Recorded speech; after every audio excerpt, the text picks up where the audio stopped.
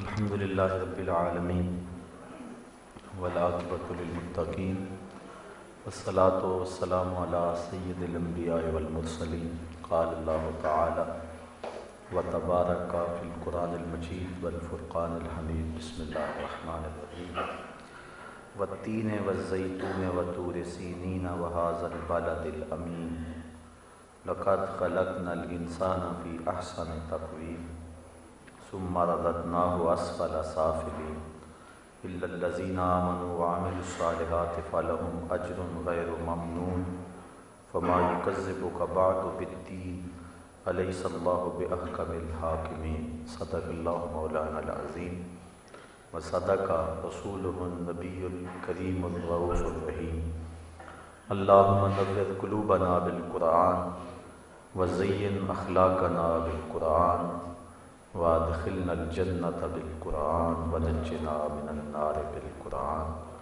قال اللہ تعالی وتبارک فی شان حبیبہ مخبرا وعامرا ان اللہ وملائکتہ یصلون علی النبی یا ایہا الذین آمنوا صلوا علیہ وسلموا تسلیما الصلاۃ والسلام علیک یا رسول اللہ وعلی آلک واصحابک یا محبوب رب العالمین الصلاۃ والسلام علیک یا رسول اللہ وعلی آلک واصحابک یا نبی الرحمہ۔ تمام حمد و ثنا تعریف و توصیف اللہ جل مجدہ الکریم کی ذات بابرکات کے لیے جو خالق کائنات بھی ہے اور مالک شہنشاہات بھی۔ اللہ جل وعلا کی حمد و ثنا کے بعد حضور نبی اکرم شفیع امم رسول محتشم نبی مکرم اللہ کے پیارے امت کے سہارے رب کے محبوب دانائے غیوب مالک رقاب امم فخر عرب و عجم والی کون و مکان سیاہ لا مکان سید انس و جان سرور لالا رکاں نیر تاباں سرنشین مہوشاں ماہ خوباں شہنشاہ حسینہ تتمہ دوراں سر خیل زہرہ جمالاں جلوہ صبح ازل نور ذات لم یزل باعث تکوین عالم فخر آدم و بنی آدم نیر بدھا رازدار ما اوہا شاہد ما تغا صاحب علم نشرہ معصوم آمنہ احمد مجتبیٰ حضرت محمد مصطفیٰ صلی اللہ علیہ وسلم کے حضور ناز میں اپنی عقیدتوں ارادتوں اور محبتوں کا خراج پیش کرنے کے بعد واجب الاحترام معزز محترم محتشم سامعین السلام علیکم ورحمۃ اللہ وبرکاتہ۔ میرے سامنے سورہ التین ہے جو قرآن مجید کی مکی صورت ہے، 1 رکوع اور 8 آیات پر مشتمل ہے۔ اللہ تعالیٰ جل شانہ نے 4 قسموں سے اس صورت کا آغاز کیا ہے۔ والتین والزیتون وطور سینین وہذا البلد الامین، قسم ہے تین کی، زیتون کی، طور سینا کی اور اس امان والے شہر کی۔ تین سے مراد اور زیتون سے مراد، تین سے مراد انجیر ہے اور زیتون یہ بھی ایک خود رو درخت ہے جو خشک پہاڑوں پہ اگتا ہے، 1000 سال سے زیادہ اس کی عمر ہے اور اس سے پھر تیل نکلتا ہے جو جلانے کے بھی کام آتا ہے اور کھانے کے بھی کام آتا ہے۔ انجیر بھی ایک ایسا پھل ہے جو انسان کے لیے انتہائی مفید ہے، جسم کو فربہی دیتا ہے اور بلغم کو چھانٹتا ہے اور بے پناہ خصوصیات اور طبی خواص اس کے اندر موجود ہیں۔ تو قسم فرمائی گئی انجیر کی اور قسم فرمائی گئی زیتون کی۔ دنیا کا کوئی تیل ایسا نہیں ہے جو کھانے کے بھی کام آتا ہو اور جلانے کے بھی کام آتا ہو، یہ صرف زیتون میں خصوصیت رکھی گئی ہے۔ پھر بالکل خشک پہاڑوں میں یہ درخت اگتا ہے، لیکن ان درختوں سے پھر تیل نکلتا ہے۔ یہ اللہ کی قدرت کی نشانی ہے۔ ایک قول تو یہ ہے کہ تین سے مراد انجیر ہے اور زیتون سے مراد زیتون ہے۔ دوسرا قول جس کو حضرت عبداللہ ابن عباس رضی اللہ تعالی عنہ نے روایت کیا ہے کہ تین سے مراد وہ مسجد ہے جو جودی پہاڑ پر حضرت نوح علیہ السلام نے بنائی تھی، جب ان کی کشتی کنارے لگی اور پوری زمین پہ پانی تھا تو پہاڑ کے اوپر عبادت کے لیے جو مسجد بنائی اس مسجد کا نام التین تھا، اور زیتون سے مراد مسجد اقصی ہے۔ تیسرا قول جس کو حضرت قتادہ نے بیان کیا ہے کہ تین سے مراد وہ پہاڑ ہے جس پر دمشق آباد ہے اور نبیوں کا مولد و مسکن رہا ہے، اور زیتون سے مراد وہ پہاڑ ہے جس پر مسجد اقصی آباد ہے۔ علماء نے اس پر اور بھی کئی اقوال کیے ہیں، لیکن یہ تین قول معتبر ترین ہیں۔ بعض نے کہا کہ تین سے مراد اصحاب کہف کی مسجد ہے اور زیتون سے مراد مسجد اقصی ہے۔ بعض نے کہا کہ تین سے مراد مسجد حرام ہے اور زیتون سے مراد مسجد اقصی ہے۔ حضرت امام قرطبی نے پہلے قول کو ترجیح دی ہے کہ تین سے مراد انجیر ہے اور زیتون سے مراد زیتون ہے۔ حضرت صاحب روح المعانی علامہ محمود آلوسی شکری بغدادی علیہ رحمہ نے اس قول کو ترجیح دی ہے کہ تین سے مراد وہ پہاڑ ہے جہاں دمشق آباد ہے، اور زیتون سے مراد وہ پہاڑ ہے جس پر مسجد اقصی آباد ہے۔ بہرحال تین کی اور زیتون کی قسم فرمائی، وطور سینین اور طور سینا کی۔ یہ وہ پہاڑ ہے جس پہ حضرت موسیٰ علیہ السلام کو وحی آتی رہی ہے، اور الواح تورات کا نزول بھی اسی پہاڑ پہ ہوا تھا۔ اسے طور سینین بھی کہتے ہیں، طور سینا بھی کہتے ہیں، طور سینا بھی کہتے ہیں۔ یہ بے پناہ برکتوں کا حامل پہاڑ ہے، اور اللہ تعالیٰ کی تجلیات کا محبت بھی یہ پہاڑ رہا ہے، اور اللہ تعالیٰ کے انوار بھی اس پہاڑ پہ اترے ہیں۔ وَهَذَا الْبَلَدِ الْأَمِينِ، اور اس امان والے شہر کی قسم۔ اس سے مفسرین کی متفقہ رائے یہ ہے کہ مکہ المکرمہ مراد ہے۔ قسم ہے محبوب مجھے اس جگہ کی جہاں بیت المقدس ہے، قسم ہے اس پہاڑ کی جہاں دمشق آباد ہے، قسم ہے اس پہاڑ کی جہاں حضرت موسیٰ پر وحی اترتی رہی ہے، اور مجھے تیرے امن والے شہر کی قسم۔ یہ چار قسمیں فرمائیں۔ یہ مکہ المکرمہ کو حضرت ابراہیم علیہ السلام نے امن والا شہر بنایا، اور اس سے قبل اطراف مکہ اور مکہ المکرمہ میں لوٹ مار کا بازار گرم تھا، لیکن جب اللہ نے ان کی دعا کو قبول کیا تو اگر کسی جانور کے پیچھے بھیڑیا بھی لگ جائے اور کسی جو ہے وہ ہرن کے پیچھے شکار کرنے والے پیچھے لگ جائیں تو وہ اگر حرم کے اندر داخل ہو جائے تو وہ بھیڑیا بھی پیچھے ہٹ جاتا ہے کہ یہ امن والے شہر میں آ گیا۔ یہاں کے جانوروں کا شکار بھی جائز نہیں ہے، بلکہ یہاں کی خود رو بوٹیاں اور یہاں پر درخت جو ہیں ان کے پتے بھی نہیں توڑے جاتے۔ یہ عزت والا شہر ہے اور امن والا شہر ہے۔ شاید میں نے پچھلے درس کے موقع پہ اس بات کو اجمالاً آپ کے سامنے رکھا تھا کہ الیکشن کمپین میں اوباما نے کہا تھا کہ اگر دنیا کا امن چاہتے ہو تو دو شہروں کو مٹا دو، ایک مکہ المکرمہ کو اور ایک مدینہ النبی کو، معاذ اللہ۔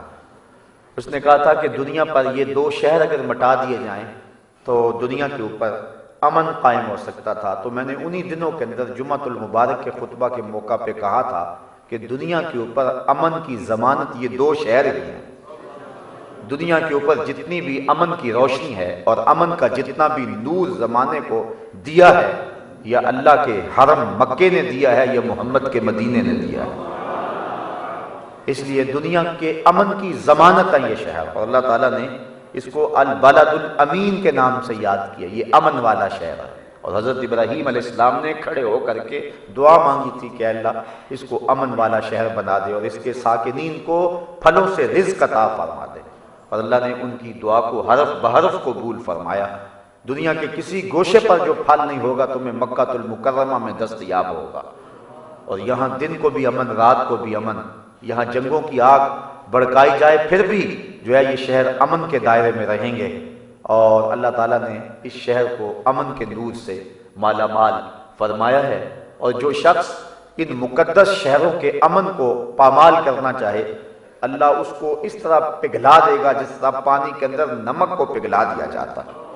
اس لیے ان شہروں کے سرحدوں پر اللہ نے فرشتوں کا پہرا بٹھایا ہوا ہے۔ ان شہروں کے اندر تو طاعون بھی داخل نہیں ہو سکتی ہے، بیماریاں بھی داخل نہیں ہو سکتی ہیں، بلکہ یہ وہ مقدس شہر ہیں، کل قیامت کے دن دجال بھی داخل نہیں ہونے پائے گا۔ تو اس لیے ان شہروں کو مٹایا نہیں جاتا، اور اس کے جواب میں ہم یہ عرض کرنا چاہتے اور کہنا چاہتے ہیں کہ دنیا کا اگر قائم امن کرنا چاہتے ہو تو دنیا پر جب تک ایک بھی یہودی موجود ہے دنیا کے اوپر امن قائم نہیں ہو سکتا ہے۔ دنیا کے امن کو پامال کرنے والے یہود ہیں۔ آپ تاریخ پڑھ کے دیکھ لیں، بنو نذیر اور جو ہے وہ بنو قریظہ کی آپ تاریخ پڑھیں، مدینے کے امن کو جب بھی پامال کیا اس دور میں، اور جتنی بھی جنگیں لگی ہیں، چاہے وہ بدر اور احد کی جنگ ہو، قریش مکہ کو اکسانے والے کون تھے، اور دو عالمی جنگیں لگی ہیں، جنگ عظیم اول اور جنگ عظیم ثانی، دونوں کی تاریخ پڑھیں، اس کے پیچھے آپ کو یہودی کھڑے ہوئے نظر آئیں گے۔ 9/11 کا جو واقعہ ہوا ہے، جو 2 جڑواں ٹاور حملے کا شکار ہوئے اور پھر پوری دنیا کا عمل اس کی پاداش میں اس بہانے پامال کر دیا گیا اور ملک و ملک ہڈیاں توڑی گئی اور خون پیا گیا، تو اس کے پیچھے دیکھیں کہ یہودی منصوبہ ساز آپ کو نظر آئیں گے۔ تو دنیا کے اوپر جب بھی امن پامال ہوا ہے تو وہ یہودیوں نے کیا ہے، یہ بات ذہن میں رکھیں۔ میں کہتا ہوں یہ امریکہ یہودیوں کی لڑائی لڑ رہا ہے، یہ بد نصیب قوم ہے، لڑائی ان کی ہے، لڑ یہ رہے ہیں۔ چونکہ 1870 سے قبل آپ تاریخ پڑھیں کہ جو موجودہ فرقہ جو حکومت کر رہا ہے امریکہ کے اندر، اس کا وجود بھی نہیں تھا، یہ اپنی ضرورت کے لیے یہودیوں نے پیدا کیا، اور اس فرقے کا بنیادی عقیدہ یہ ہے کہ اتنی دیر تک حضرت عیسیٰ علیہ السلام کا نزول نہیں ہو سکتا جتنی دیر تک گریٹ اسرائیل مارز وجود میں نہیں آتا۔ تو گریٹ اسرائیل کو مارز وجود میں لانے کے چکر میں انہوں نے پوری دنیا کے امن کو پامال کر رکھا ہے۔ تو یہ اپنی ضرورت کے لیے یہودیوں نے ان کو مورا بنایا ہوا ہے اور یہ پوری دنیا کے امن کو اجاڑ رہے ہیں۔ اور اسلام کی جب نشأت ثانیہ ہوگی، احادیث صحیحہ کے اندر موجود ہے کہ اتنی دیر تک امن قائم نہیں ہوگا جب تک کسی جھاڑی کے پیچھے بھی ایک یہودی چھپا ہوگا تو مسلمان مجاہد کو وہ جھاڑی آواز دے کے کہے گی کہ میرے پیچھے آ، یہ ظالم چھپا، اسے قتل کر، اور جب اس آخری شخص کو قتل کیا جائے گا تو دنیا کا امن قائم ہو جائے گا۔ تو جب بھی ایک یہودی بھی کائنات میں موجود ہے دنیا کا امن قائم نہیں ہو سکتا۔ تو مکہ المکرمہ اور مدینہ رسول یہ تو دنیا کے امن کی ضمانت ہے۔ زمانے میں جتنا بھی امن بانٹا ہے محمد کے مدینے نے بانٹا ہے۔ اس لیے ہم کہتے ہیں کہ ان شہروں کی بقا سے کائنات باقی ہے۔ تم تو کہتے ہیں ان شہروں کو مٹا دیا جائے تو دنیا پہ امن قائم ہو جائے گا، ہم کہتے ہیں جب تک یہ شہر دھرتی کی چھاتی پہ موجود ہے دنیا قائم ہے، اور اگر یہ شہر نہ رہے تو دنیا کا وجود باقی نہیں رہ سکتا ہے۔ اللہ تعالیٰ فرمایا محبوب میری شان نہیں ہے کہ اس قوم پر عذاب دو جن کے اندر تم رہتے ہو، عذاب رکا ہوا ہے، اور جب لوگوں کی کرتوتیں اور لوگوں کے لچھن اور لوگوں کے انداز معاشرت اور جو بے حیائیاں اور جو ظلم اور بربریت اور زیادتیاں ہو رہی ہیں، عذاب آتا ہے لیکن مدینے کو دیکھ کے پلٹ جاتا ہے۔ تو یہ دنیا مٹ جائے اگر دنیا کی چھاتی کے اوپر نبی اکرم کا مدینہ نہ ہو اور اللہ کا گھر مکہ المکرمہ نہ ہو۔ تو کہا محبوب قسم ہے تین کی، قسم ہے زیتون کی، قسم ہے طور سینہ کی، وَهَذَا الْبَلَدِ الْأَمِينَ، اور اس امن والے شہر کی، لَقَدْ خَلَقْنَا الْإِنسَانَ فِي أَحْسَنِ تَقْوِيمٍ، 4 قسمیں فرما کر کے ارشاد کیا گیا ہم نے انسان کو اچھی صورت پر بنایا ہے، احسن تقویم دی ہے، خوبصورت شکل دی ہے، عقل شعور کا نور دیا ہے، اس کو اعضائے بدنیہ سے لے کر کے چراغ عقل تک اس کی ہر شے خوبصورت بنائی ہے، اور یہ 4 قسمیں فرما کر کے، قسم انجیر کی، قسم زیتون کی اور قسم طور سینا کی اور امن والے شہر کی، ہم نے انسان کو اچھی شکل پہ، اچھی صورت پہ پیدا کیا۔ علماء نے لکھا ہے کہ جتنے بھی جانور ہیں، حیوانات ہیں، بہائم ہیں، چوپائے ہیں، اپنی غذا حاصل کرنے کے لیے ان کو اپنا سر جھکانا پڑتا ہے، لیکن انسان کی تقویم اللہ نے ایسی کی ہے کہ اس کی عزت نفس کا لحاظ رکھا ہے۔ یہ اپنی غذا حاصل کرنے کے لیے سر نہیں جھکاتا، بلکہ ہاتھ سے لقمہ توڑ کے اپنے منہ تک لاتا ہے، یعنی لقمہ اس کے منہ تک پہنچتا ہے، اس کو لقمے کے لیے جھکنا نہیں پڑتا۔ یہ الگ بات ہے کہ کوئی شخص کمینہ صفت ہو جائے اور اللہ پر توکل چھوڑ دے اور در در کی ٹھوکریں کھائے۔ اللہ نے حیت ہی ایسی بنائی ہے کہ رسوا نہ ہو ٹکڑے کے لیے۔ اے طائر لاہوتی، اس رزق سے موت اچھی جس رزق سے پرواز میں آتی ہو کوتاہی۔ یہ الگ بات ہے کہ یہ گر جائے اور نیچے پن میں آ جائے، لیکن اللہ نے اس کی حیت ہی ایسی بنائی ہے، شکل ہی ایسی بنائی ہے۔ حضرت عیسیٰ بن موسیٰ ہاشمی اپنی بیوی سے بہت زیادہ پیار کرتے تھے۔ ایک دن 14ویں رات کا چاند چڑھا ہوا تھا، تو بس سبقت لسانی کہہ لیجئے، کہنے لگے اگر چاند زیادہ حسین ہے تیرے سے تو تجھے 3 طلاقیں ہوں۔ بیوی نے فوراً پردہ کر لیا، حجاب اوڑھ لیا، کہا کہ چاند تو پوری آب و تاب کے ساتھ چمک رہا ہے اور میری رنگت میں وہ چمک تو نہیں ہے، لہذا تو نے مجھے 3 طلاقیں دی تو طلاق واقع ہو۔ بڑے پریشان ہو گئے، رات بہت مشکل سے گزاری، صبح خلیفہ منصور کے پاس آ گئے کہ میں رات اپنی بیوی کو یہ کہہ بیٹھا ہوں، تو اس کے بارے میں کیا حکم ہے؟ تو خلیفہ منصور نے علماء کو بلایا اور یہ مسئلہ سامنے رکھا۔ سب نے کہا طلاق ہو گئی، کیونکہ بہت خوبصورت ہوگی لیکن چاند تو پھر بھی چاند ہے۔ ایک عالم خاموش بیٹھا رہا اور وہ شاگرد تھا حضرت امام اعظم ابو حنیفہ کا۔ سب نے کہا طلاق ہو گئی۔ منصور پوچھنے لگا کہ تم نہیں بول رہے ہو؟ تو کہا بولوں؟ کہا ہاں بولو۔ انہوں نے کہا بسم اللہ الرحمن الرحیم، والتین والزیتون وطور سینین وہذا البلد الامین لقد خلقنا الانسان فی احسن تقویم۔ اس عالم نے کہا کہ میرے رب نے قرآن میں کہا ہے ہم نے انسان کو سب سے زیادہ خوبصورت پیدا کیا ہے۔ احسن ہے، صرف حسین ہی نہیں ہے، احسن ہے، اس میں تفضیل کا صیغہ ہے، سپرلیٹو ڈگری جس کو کہتے ہیں، سب سے حسین پیدا کیا ہے، اس سے آگے درجہ حسن کا نہیں ہے۔ تو کہا چاند جتنا مرضی حسین ہو اور اس کی بیوی چاہے کالی کلوٹی کیوں نہ ہو، انسان ہونے کے ناطے سے فرمایا کہ یہ چاند سے بھی زیادہ حسین ہے۔ تو خلیفہ منصور نے کہا جاؤ اپنی بیوی سے بھی کہہ دو کہ کوئی طلاق نہیں ہوئی ہے، تم پریشانی چھوڑ دو۔ تو اللہ نے انسان کو بہتر تقویم میں پیدا کیا، اور یہ انسان کے متہم بالشان آغاز کا تذکرہ ہے۔ آج مغرب تہذیب کی بات کرتا ہے، لیکن ان کے ہاں ایک نظریہ بڑا مقبول ہے، اور وہ ڈارون کا نظریہ ارتقاء ہے۔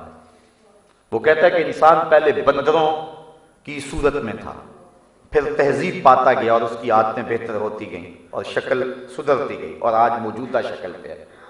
آج سے ہزاروں سال قبل، کروڑوں سال قبل، لاکھوں سال قبل یہ بندر کی شکل میں تھا، اور پھر آہستہ آہستہ آہستہ بہتری آتی گئی، سنورتا گیا، تہذیب پاتا گیا، اور آج موجودہ صورت میں ہے۔ وہ انسان کو اس کا ابتدا اور اس کے آباء و اجداد کا تعلق جو ہے وہ بندروں کی نسل سے جوڑتے ہیں، اور یہ بڑا مقبول ہے ڈارون کا نظریہ ارتقاء۔ ڈارون کے نظریہ ارتقاء کے مقابلے میں یہ قرآن کا نظریہ ہے کہ ہم نے انسان کا آغاز ہی بڑی متہم بشان انداز سے کیا ہے۔ یہ بندروں کی اولاد نہیں ہے۔ خالق اللہ آدم علی صورتہ، اللہ نے اس کو اپنی صورت پہ پیدا کیا۔ اپنی صورت سے مراد اس کے اندر علم رکھا، حلم رکھا، بردباری رکھی، کمال رکھا، جمال رکھا، اس کو سمع و بصر دیا، اس کو چراغ عقل دیا، اس کو بہت دولتیں عطا کی اور ودیعتیں کی، اختیار اور ارادہ عطا کیا۔ اللہ تعالیٰ نے اپنے اوصاف حمیدہ کا عکس اور پرتو انسان کے اوپر ڈالا، اور اس طرح اللہ تعالیٰ نے اس کو اس متہم بالشان انداز سے اس کا آغاز کیا۔ تو یہ بادروں کی نسل نہیں ہے، بلکہ انسان کو اللہ نے اپنے دستے قدرت سے بنایا ہے، اور جب پہلا انسان تخلیق کیا تھا اس کی عظمت کو دنیا کے اوپر بیان کرنے کے لیے فرشتوں کو حکم دیا اس روئے زمین پہ اور اس کائنات میں سب سے عزت والی مخلوق تم ہو، لیکن میں تمہاری پیشانی بھی حضرت آدم کے سامنے جھکانا چاہتا ہوں۔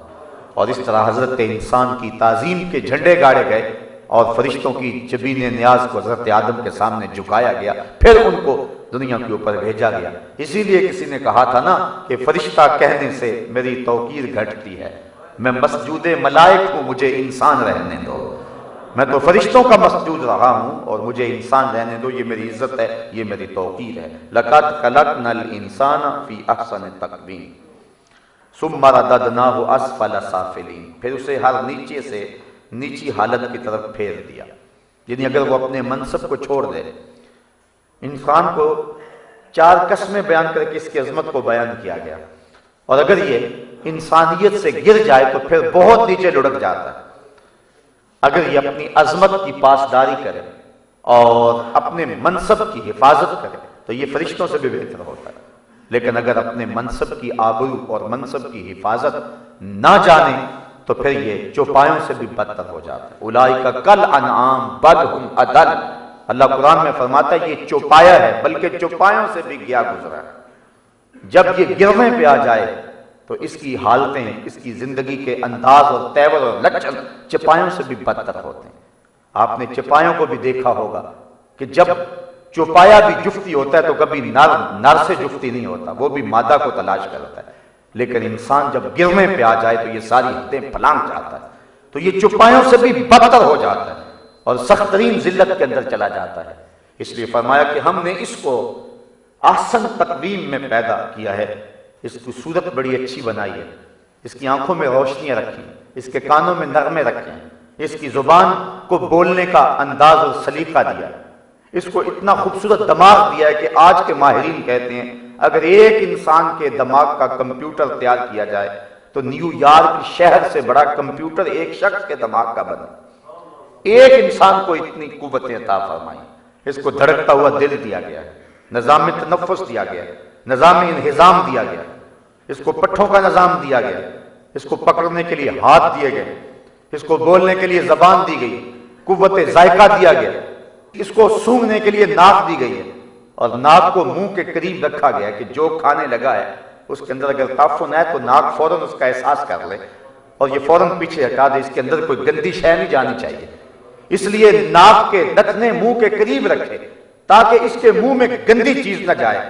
لیکن یہ کتنا بدبخت ہے، یہ رشوت بھی کھا گیا، یہ چوری کا مال بھی کھا گیا، اس نے سمجھا ہی نہ کہ میرے رب نے میرے لیے یہ کتنے اہتمام کیے کہ میرے اندر جس کے اندر ظاہری گندگی ہو وہ بھی میرے اندر نہ جانے پائے، لیکن اس نے وہ گند کھایا اور اس نے وہ غلاظتیں کھائیں کہ میرے رب نے بار بار جن کی ممانعت فرمائی اور تاکید کی کہ تم ان کے قریب تک نہ آؤ۔ تو انسان جب گرنے لگتا ہے تو پھر بہت نیچے لڑک جاتا ہے، اس لیے فرمایا ثم رددناہ اسفل سافلین، پھر اسے ہر نیچی سے نیچی حالت کی طرف پھیر دیا گیا۔ اللہ اکبر۔ علماء تفسیر نے اس سے مراد بڑھاپا بھی لیا ہے کہ پھر وہ بڑھاپے میں چلا گیا اور وہ جو بچپن والی حالت تھی پھر اسی حالت میں آ گیا، پھر قوا مدمحل ہو گئے، آنکھوں کی بینائی کم ہونے لگی، کانوں کے پردوں کے اندر وہ آواز اور وہ فہم کا جو نور رکھا گیا تھا وہ ماند پڑنے لگا، پھر اعضاء مدمحل ہو گئے، پھر ٹانگیں لڑکھڑانے لگی، ہاتھوں کی گرفت کمزور ہو گئے، پھر کڑیل جوان شخص جو تھا جب بڑھاپے کی طرف گیا تو اس کی کمر میں خم آنے لگا، پھر بالوں میں سفیدی اترنے لگی، پھر دانت گرنے لگے، پھر اسی عالم کے اندر جس طرح بچپن میں تھا پھر کسی کا محتاج ہو گیا، پھر گندگی میں بچھڑ جاتا ہے تو خود اپنے آپ کو دھو بھی نہیں سکتا ہے، پھر ایک گھونٹ دودھ کا محتاج ہوتا ہے۔ زمانہ جس کا محتاج تھا آج اس نے پانی بھی مانگنا ہے تو لوگوں کے چہرے کے تیور دیکھتا ہے، تو زمانہ پھر اسی حالت میں اس کو پلٹا کے لے آیا۔ یہ ہے ثم رددناہ اسفل سافلین۔ اللہ اکبر۔ کاش کہ انسان بوڑھوں کو دیکھ کر اپنی زندگی کو اللہ کی دہلیز پہ لے آئے، کاش کہ بچوں کو دیکھے تو اپنی زندگی کو روشنی دے لے، لیکن انسان اگر عبرت پکڑنے لگے تو عبرت پکڑ لیتا ہے اور نہ پکڑنے پہ آئے تو اس کے سامنے بڑے بڑے واقعات بھی ہو جائیں لیکن یہ عبرت کا نور حاصل نہیں کر سکتا ہے۔ دیکھے پیچھے پلٹ کے بچپن کی طرف، اسے ضرور خدا یاد آئے گا، پھر آگے بڑھاپے کی طرف دیکھے پھر بھی اس کو کچھ یاد آئے گا کہ میں نے بھی اس حالت کی طرف جانا ہے۔ الا الذین آمنوا وعملوا الصالحات، مگر جو ایمان لائے اور اچھے کام کیے، فلہم اجر غیر ممنون، تو انہیں بے حد ثواب ہے، ایسا اجر جو ختم نہیں ہونے پائے گا، انہیں ایسی جنت دی جائے گی جس کا نقطہ انجام نہیں ہے۔ دنیا کی ہر نعمت زوال پذیر ہے، ہر کمال زوال کا شکار ہوتا ہے، لیکن آخرت کے اندر جو کمال ملے گا اس کو زوال نہیں ہوگا۔ ایسی زندگی ملے گی جس کو موت نہیں ہوگی، ایسی جوانی ملے گی جس پہ بڑھاپا نہیں ہوگا، ایسی عمر ملے گی جو پرانی نہیں ہوگی، ایسی آنکھیں ملے گی جن کی روشنی کبھی ماند نہیں پڑے گی، ایسی طاقت ملے گی جو کبھی کمزوری کی طرف مائل نہیں ہوگی۔ تو قیامت کے دن موت کو بھی موت آ جائے گی، مینڈے کی شکل میں لا کے ذبح کر دیا جائے گا۔ بلکہ حدیث میں آتا ہے کہ جنتی کو جنت میں جا کے صرف ایک ہی ڈر ہوگا، اور وہ یہ کہ کہیں موت نہ آ جائے، اور جہنمی کو جہنم میں پہنچ کے ایک ہی امید ہوگی کہ کبھی موت آ جائے تو جان چھوٹ جائے۔ لیکن پھر جب موت کو ذبح کیا جانے لگے گا تو جنتی جنت سے لمبی لمبی گردنیں نکال کے دیکھیں گے، اور جہنمی جہنم سے۔ اور جب موت کو ذبح کر دیا جائے گا تو جنتیوں کی خوشیوں کی انتہا نہیں رہے گی کہ اب تو اس موقع پر زوال نہیں ہے اور موت بھی کبھی نہیں آئے گی، اور جہنمیوں کی امیدوں کے سارے سلسلے ٹوٹ پھوٹ کا شکار ہو جائیں گے۔ اب تو موت بھی نہیں آئے گی، اور تکلیف ہے کہ وہ صحیح نہیں جا رہی ہے۔ تو فرمایا الا الذین آمنوا وعملوا الصالحات، مگر وہ جو لوگ ایمان لائے، وعملوا الصالحات، اور اچھے کام کیے، فلہم اجر غیر ممنون، تو انہیں بے حد ثواب ہے۔ فما یکذبک بعد بالدین، تو اب کیا چیز تجھے انصاف کے جھٹلانے پر باعث ہے؟ کون چیز ابھارتی ہے تجھے جو ہے وہ انصاف کے جھٹلانے پر؟ الیس اللہ باحکم الحاکمین، کیا اللہ سب حاکموں سے بڑھ کر حاکم نہیں ہے؟ جب وہ سب سے بڑا حاکم ہے تو پھر کیسے ہو سکتا ہے کہ تم انصاف کو جھٹلا دے؟ کون سی شے ہے جس کو جو تجھے تکذیب پہ آمادہ کر رہی ہے؟ ایک چھوٹے سے ملک کا حکمران ہوتا ہے اور وہ اس بات سے ڈرتا ہے کہ میری حکمرانی ٹوٹ پھوٹ کا شکار نہ ہو جائے، عدل و انصاف کرتا ہے، چونکہ حکمرانیاں اور بادشاہتیں عدل و انصاف سے قائم رہتی ہیں۔ ایک عربی کا مقولہ ہے الملک یدوم بالکفر ولا یدوم بالظلم، ملک کفر کے ساتھ تو قائم رہ سکتے ہیں لیکن ظلم کے ساتھ قائم نہیں رہ سکتے۔ جہاں ظلم ہو وہاں ملک قائم نہیں رہا کرتے ہیں۔ اس لیے جس کو ملک کی فکر ہے وہ یقیناً عدل کرتا ہے، انصاف کرتا ہے۔ جو ملک کا خیر خواہ نہیں ہے اور اپنی حکومت کا خیر خواہ خود بھی نہیں ہے تو وہ ظلم کرے گا، اور 4 دن کی کہانی ہے، اس کو پتہ ہے جو کر لوں اس کے بعد یہ میرا نہیں اور میں اس کا نہیں ہوں۔ لیکن جس کو پتہ ہے کہ یہ میری حکومت ہے اور ہمیشہ میرے پاس ہی رہنی، تو ظاہر ہے کہ وہ کوشش کرے گا کہ میں عدل انصاف سے انحراف نہ کروں۔ اگر انحراف کروں گا تو لوگ اٹھ کھڑے ہوں گے۔ تو یہ تقاضا ہے اس بات کا کہ کوئی بھی حکومت کرنے والا شخص جو ہے وہ عدل سے انحراف نہیں کرتا ہے۔ تو جو اللہ تعالیٰ پوری کائنات کا حاکم ہے اور احکم الحاکمین ہے تو کیا وہ عدل نہیں کرے گا؟ انسان ذرا سوچ اس بات پر۔ اس کو دعوت دی گئی ہے اور یہ کہا گیا کہ ہم نے انسان کو اچھی صورت میں پیدا کیا، لیکن اگر وہ اپنے منصب کو چھوڑتا ہے تو پھر اس کو نیچے سے نیچے درجے میں پہنچا دیا جائے گا۔ اس کا ایک تو مطلب یہ ہے کہ یہ دنیا کے اوپر بہت نیچا ہو جاتا ہے اور حیوانوں سے بدتر انداز کی زندگی اختیار کر لیتا ہے، یہ انتہائی بدترین حالت کو اختیار کر لیتا ہے۔ اور مفسرین اس کا یہ بھی معنی بیان فرمایا ہے کہ پھر اس کو جہنم کے سب سے نچلے درجے کی طرف دھکیل دیا جائے گا کہ تجھے اتنی اچھی صورت دی تھی، اتنی اچھی شکل دی تھی، چراغ عقل دیا تھا، شعور کی دولت دی تھی، لیکن تو نے اپنی زندگی کو کیسے برباد کیا اور آوارگی کے ساتھ گزارا۔ ثم رددناہ اسفل سافلین، پھر اس کو اس جو ہے وہ درک اسفل کے اندر سب سے نچلے درجے کے اندر دھکیل دیا جائے گا۔ اور ظاہر ہے کہ جو اپنے منصب کا قدردان نہ ہو تو پھر جو اپنے منصب سے انحراف کرے تو اس کے ساتھ یہی سلوک کیا جاتا ہے۔ اگر اپنے عہدے پر کوئی کام نہ کرے تو حکومتیں اس کو ہٹا دیتی، عام حاکم بھی اس کو برقرار اس کے عہدے پہ نہیں رکھتا کہ تجھے اتنی بڑی عزت دی، تجھے وزارت کا قلم دان دے دیا، لیکن تو نے سو کے اور غفلت سے اور جو ہے وہ سستی سے وقت گزارا اور محکمہ اجڑ گیا۔ اس طرح کوئی بھی حاکم اس کو پسند نہیں کرتا۔ تو جو حاکموں کا حاکم ہے اس نے انسان کو اپنا خلیفہ بنایا تھا اور اپنی نیابت کا تاج اس کے سر پہ رکھا تھا، اور اس نے اگر جو ہے وہ اس کے احکام کو نہ مانا تو پھر کیا اللہ جو ہے وہ احکم الحاکمین ہے؟ تو پھر کس طرح تو جھٹلا سکتا ہے انصاف کو؟ انصاف تو وہ کرے گا، یہ بات ذہن میں رکھیں۔ اللہ تعالیٰ اپنے کرم سے بخشے گا، اس سے انکار کسی کو نہیں ہے۔ جو نیکوکار ہیں وہ بھی اس کے کرم اور فضل سے بخشے جائیں گے، اس سے کسی کو انکار نہیں۔ لیکن یہ بات بھی ذہن میں رکھو کہ جس کو رعایتی نمبر دیے جاتے ہیں وہ فرسٹ ڈویژن حاصل نہیں کیا کرتا، اس کو 33% نمبر سے ہی پاس کیا جاتا ہے۔ جو رعایت کے نمبر ہوتے ہیں اور جو محنت، اس کا نتیجہ اور ہوتا ہے۔ یہ تو نہیں ہوگا کہ جس نے سارا سال محنت کی ہو اور راتوں کو جاگ جاگ کے پڑھا ہو وہ بہت پیچھے چلا گیا، اور جس نے کچھ نہیں پڑھا اس کو رعایتی نمبر دے کے جو اب اس نے بورڈ ٹاپ کر لیا ہو۔ کبھی ایسا ہوا ہے؟ آج تک ایسا ہوا ہے کہ کسی کو رعایتی نمبر اتنے دے دیے گئے ہوں کہ اس نے بورڈ کو ٹاپ کر لیا؟ ایسا کبھی نہیں ہوا۔ رعایتی نمبر پانے والا 33% نمبر ہی لیتا ہے اور سٹار لگ کر ہی پاس ہوتا ہے، اور جس نے محنت کی ہو، راتوں کو جاگا ہو، تو وہی فرسٹ ڈویژن حاصل کیا کرتا ہے اور وہی پوزیشن ہولڈر ہوتا ہے۔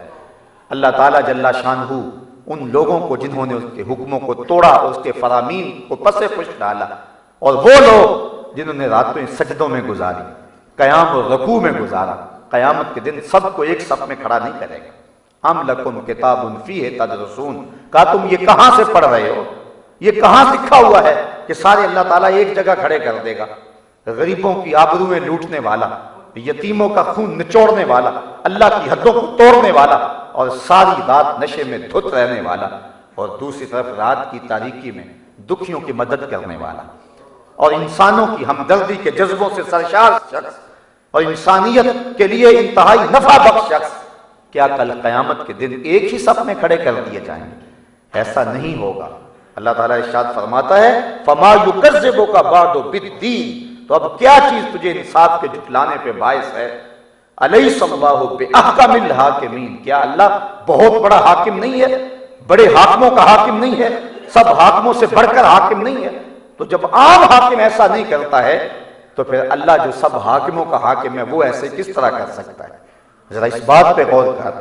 اللہ اکبر۔ جب یہ آیت کریمہ حضور پڑھا کرتے تھے تو عرض کیا کرتے تھے سبحان اللہ فبلا، اللہ کی شان کیوں نہیں ہے، ایسا ہی ہے، یعنی اللہ تعالیٰ ایسا ہی ہے اور سب حاکموں سے بڑھ کر کے حاکم ہے۔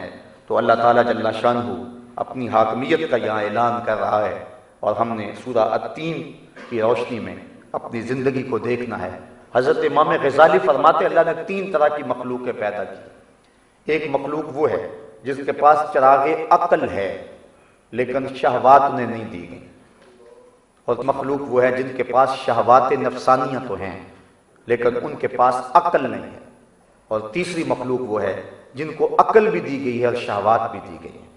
فرمایا پہلی مخلوق جن کو عقل کے چراغ سے مالا مال کیا گیا ہے لیکن انہیں شہوات نہیں دی گئی، وہ فرشتے ہیں، وہ گناہ کر ہی نہیں سکتے چونکہ شہوات ہے ہی نہیں۔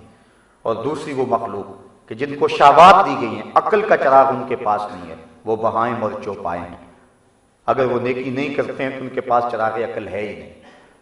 اور تیسری مخلوق وہ ہے کہ جن کو چراغ عقل بھی دیا گیا ہے، شہوات کی آزمائش بھی دی گئی، اور وہ حضرت انسان ہے۔ اور اگر یہ شہوات کے ہوتے ہوئے چراغ عقل سے کام لے تو فرشتوں سے بہتر ہوتا ہے، اور اگر یہ عقل کے ہوتے ہوئے شہوات سے ہی کام لے اور عقل کو چھوڑ دے تو پھر یہ جانوروں سے بھی بدتر ہوتا ہے۔ ہمیں 2 طرح کی چیزیں دی گئی ہیں، ہم نے فیصلہ کرنا ہے، ہمارے ہاتھ میں، اور امتحان بھی تو یہی ہے۔ اگر ایک نابینا شخص کہے کہ میں نے آج تک کبھی غیر محرم کے چہرے کو نہیں دیکھا ہے تو بتاؤ یہ اس کا کمال ہے؟ آج تک سینما گھر نہیں گیا ہوں، آج تک میں نے فلم نہیں دیکھی ہے تو بتاؤ یہ اس کا کمال ہے؟ ایک شخص پیدائشی نابینا ہے، اگر وہ کہے تو یہ اس کا کمال نہیں ہے۔ کمال تو اس کا ہے کہ آنکھوں میں بجلیاں رکھی ہوئی اور نظارے قطار اندر قطار ہیں، لیکن پھر بھی وہ نظر اٹھا کر نہیں دیکھتا اللہ سے ڈرتے ہوئے۔ کمال اس کا ہے۔ کمال اس کا نہیں ہے کہ جو پانی کے قریب نہ جائے اور کہے کہ میرے پر گیلے نہیں ہوئے۔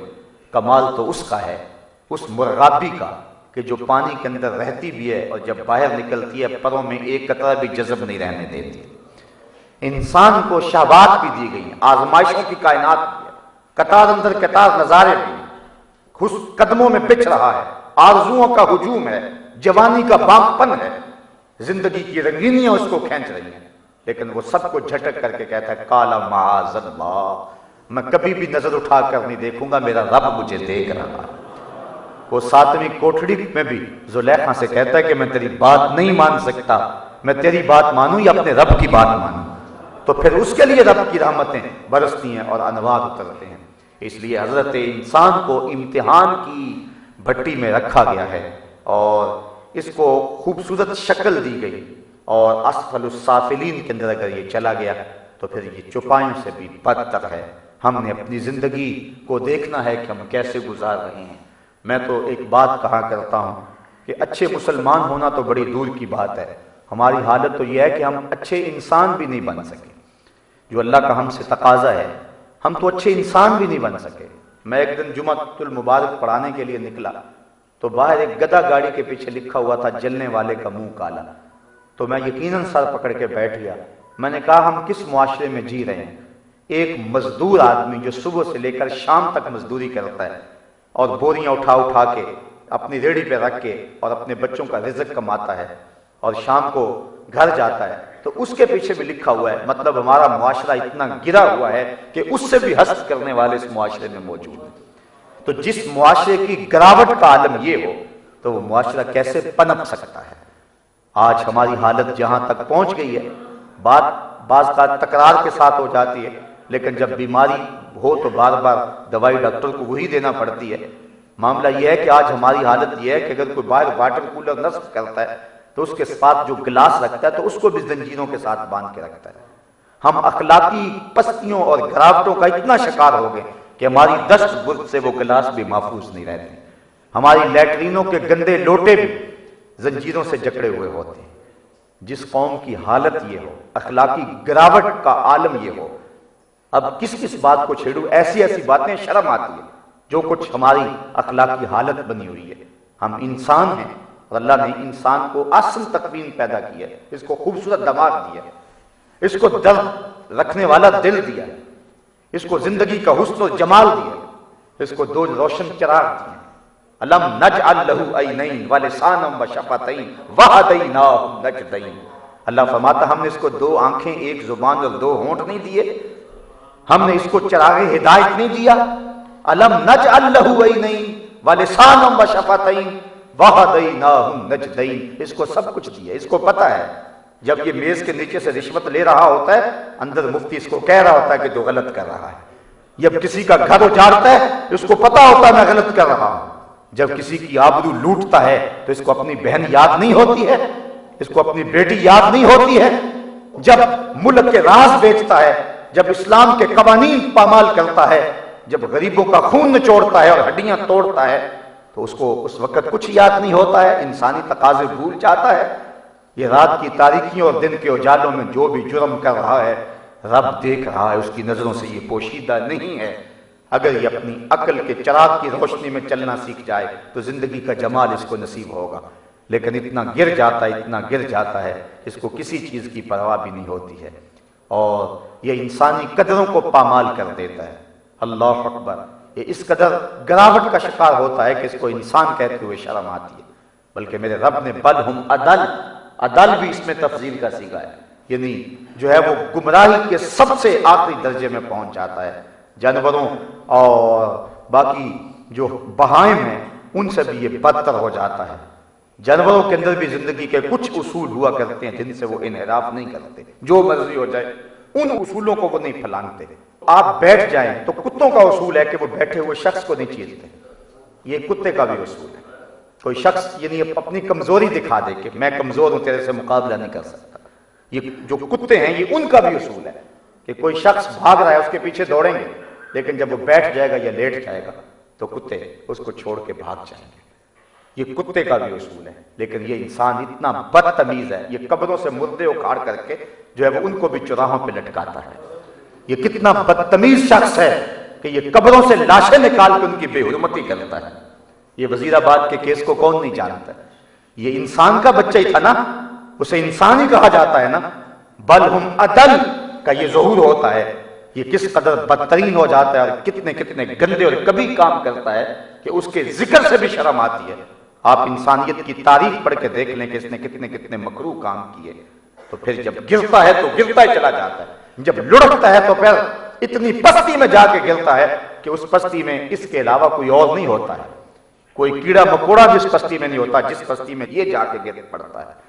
اس کی سوچیں پھر اتنی گندی ہو جاتی ہیں، اس کے خیال اتنے بیٹھ جاتے ہیں اور اس کے مزاج میں اتنی آوارگی آ جاتی ہے کہ اس کو کسی کی بھی شرم نہیں ہوتی اور کسی کا بھی حیا باقی نہیں رہتا۔ یہ اتنا بدتمیز ہو جاتا ہے، اس کو غریب کے منہ سے لقمہ چھینتے ہوئے بھی حیا نہیں آتا۔ یہ اتنا بدتمیز ہوتا ہے کہ بیوہ کی یتیم بچی کا جہیز بھی چرا کے لے جاتا ہے۔ یہ اتنا بدتمیز ہو جاتا ہے کہ 10-12 بہنوں کے اکلوتے بھائی کو قتل کرتے ہوئے بھی اس کا ماتھا نہیں ٹھنکتا۔ یہ اتنا بے حس ہو جاتا ہے کہ یہ ماں کی گود سے بیٹا چھین کر کے کرپان کی نوک پہ چڑھانے سے بھی گریز نہیں کرتا۔ یہ اتنا بدتمیز ہو جاتا ہے کہ جوان بھائی کو باندھ کر کے اس کے سامنے بہن کی آبرو بھی لوٹتا ہے۔ اتنا بدتمیز ہو جاتا ہے کہ اس کو انسانی کوئی قدر یاد نہیں رہتی، کوئی حیا کا زاویہ اور حیا کا کوئی ضابطہ اس کے پیش نظر نہیں ہوتا۔ پھر یہ چھوٹے چھوٹے بچوں کو بھی معاف نہیں کرتا ہے، یہ یونیورسٹیوں میں گھس کر کے قرآن پڑھتی بچیوں پر بھی حملہ آور ہو جاتا ہے۔ یہ جب اتنا بدتمیز ہو جیسے کوئی پرواہ نہیں ہوتی، یہ جنازوں کے اوپر بھی خود کش حملے کرنے سے گریز نہیں کرتا۔ جب بدتمیز ہو جائے تو یہ ڈرون حملے کرتا ہے، یہ خون نچوڑتا ہے، یہ ہڈیاں توڑتا ہے۔ آپ گوانٹا ناموبے کی کہانیوں کو بھول جاتے ہیں۔ یہ وہ لوگ ہیں جو تہذیب کی بات کرتے ہیں اور اپنے آپ کو مہذب قرار دیتے ہیں، یہ ان کی کہانی ہے، انہوں نے کیا کیا نہیں کیے ہیں۔ یہ بدتمیزی کی انتہا ہے۔ ثم رددناہ اسفل سافلین، یہ انتہائی نیچے مقام پہ آنے والی بات ہے۔ موصل کی ام احمد کی چیخیں ہم کبھی نہیں بھول سکتے، جس کے جسم کو زخم دے کر کے بھوکے کتوں کے آگے چھوڑا گیا، اور پھر جب کتے اس کے جسم کو چیرتے تھے امریکی گنڈے کہہ لگاتے تھے۔ یہ مہذب دنیا کی کہانی سنا رہا ہوں، یہ میں تمہیں دنیا کی مہذب قوم کی باتیں سنا رہا ہوں جنہوں نے انسانوں کے گلے چیرے، اور جب خون بہہ گیا تو پھپڑوں میں پٹرول بھرا اور پھر ان لاشوں کو آگ لگائی، اور پھر انسانیت کے لاشیں تڑپے تو یہ کہہ لگاتے رہے۔ ہم ان انسانوں کی بات کرتے ہیں جو دنیا کے مہذب ترین انسان کہلاتے ہیں۔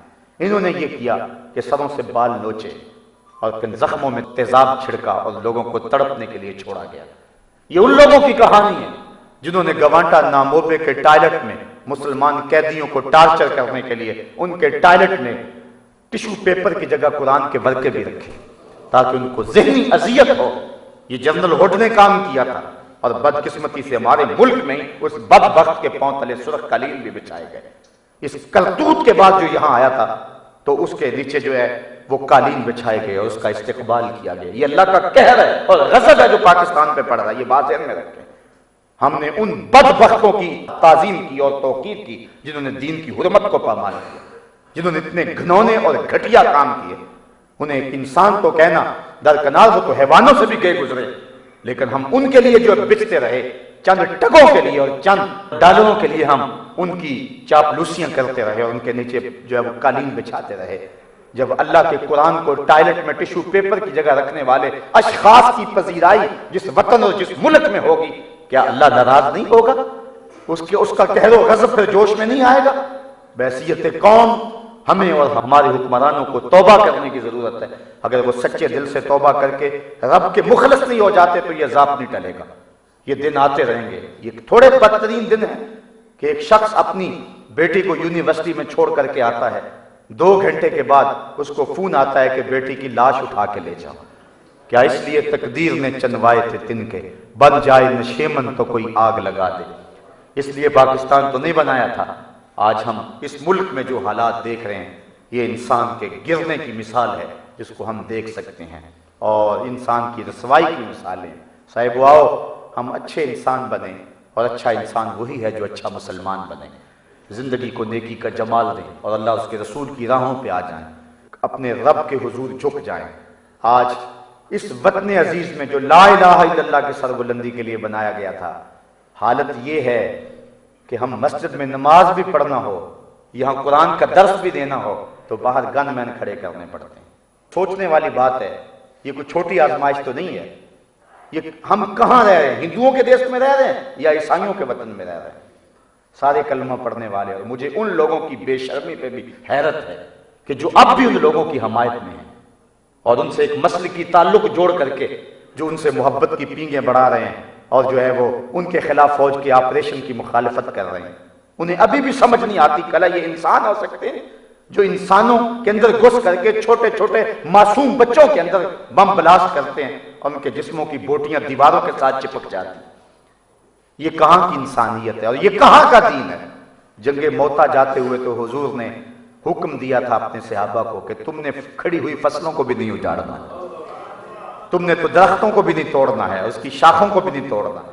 شجر سایہ دار کے نیچے بول و براز کرنے سے منع فرمایا شریعت نے کہ کسی گزرتے مسافر کو وہاں رکنا پڑا تو اس کو بدبو سے تعفن سے تکلیف ہوگی۔ یہ اسلام کا مزاج ہے۔ بھولے کتے کو بھی مارنا ہے تو ایاکم والمثلی ولو بالکلب العقور، حکم دیا اس کی شکل نہ بگاڑنا، اس کتے کی شکل نہ بگاڑنا، مارنا ضرور چونکہ وہ انسان کے لیے ضرر رساں ہے، لیکن اس کی شکل نہ بگاڑنا اس لیے کہ اس کی شکل تمہارے رب نے بنائی ہے، اور تم نے انسانوں کو قبروں سے نکال کر کے چراہوں میں لٹکایا اور ان کی تذلیل کی، اور اس کو تم انسانیت قرار دے رہے ہو۔ اور کتنی بد نصیبی ہے، کچھ لوگ آج بھی ان کی پشت پہ کھڑے ہیں، ان سے توقع وابستہ رکھے ہوئے ہیں کہ شاید وہ ہماری مدد کریں گے اور ہماری مخصوص فکر کی ترویج کا سبب بنیں گے۔ جب دلائل کی زبان نہ ہو، نظریے میں صداقتیں نہ ہو، تو پھر انسان ایسے ہوچے ہتھ کنڈے اختیار کیا کرتا ہے۔ جب صداقت انسان کے پاس موجود ہو تو پھر اس کو جو ہے ایسے ہوچے ہتھ کنڈے اختیار کرنے کی ضرورت نہیں ہوتی، وہ تو سیدھا کہتا ہے قولوا لا الہ الا اللہ۔ صاحب آئیے ہم اس سورت نور کا، سورت مقدسہ کا نور حاصل کریں اور اپنی زندگی میں چراغاں اور روشنی کا سامان کریں۔ اللہ مجھے آپ کو اپنی رحمتوں اور کرم نوازیوں کا نور دے۔ وآخر دعوانا الحمدللہ۔